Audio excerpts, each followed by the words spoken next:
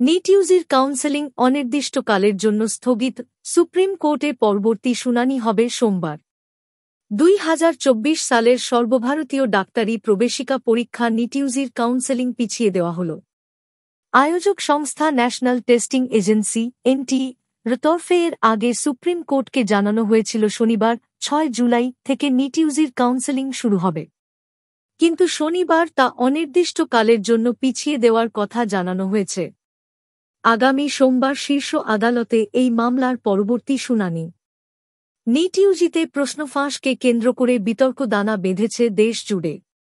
ইতিমধ্যেই প্রশ্ন বিক্রির অভিযোগে কয়েকজনকে গ্রেপ্তার করেছে তদন্তকারী কেন্দ্রীয় সংস্থা সিবিআই।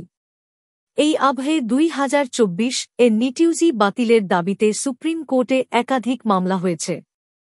সেই মামলায় শুক্রবার কেন্দ্রের তরফে হলফনামা দিয়ে আদালতে জানানো হয়েছিল, পরীক্ষা বাতিল করার কোনো যুক্তি নেই। কেন্দ্রীয় শিক্ষা মন্ত্রকের যুক্তি ছিল, পুরো পরীক্ষা বাতিল হলে লক্ষ লক্ষ সৎ পরীক্ষার্থী বিপদে পড়বেন। নিটে বড মাপের অনিয়মের কোনো প্রমাণ মেলেনি বলেও দাবি করা হয় হলফনামায়। বলা হয়, সিবিআই তথাকথিত অনিয়মের পুঙ্খানুপুঙ্খ তদন্ত পরিচালনা করছে। পরীক্ষার পবিত্রতা নিশ্চিত করতে এবং শিক্ষার্থীদের স্বার্থ রক্ষার্থে সরকার প্রতিশ্রুতিবদ্ধ। প্রধান বিচারপতি ডিওয়াই চন্দ্রচূড়ের বেঞ্চে আবেদনকারী পক্ষের তরফে কাউন্সেলিং স্থগিতের আবেদন জানানো হলেও তাতে সায় দেয়নি শীর্ষ আদালত।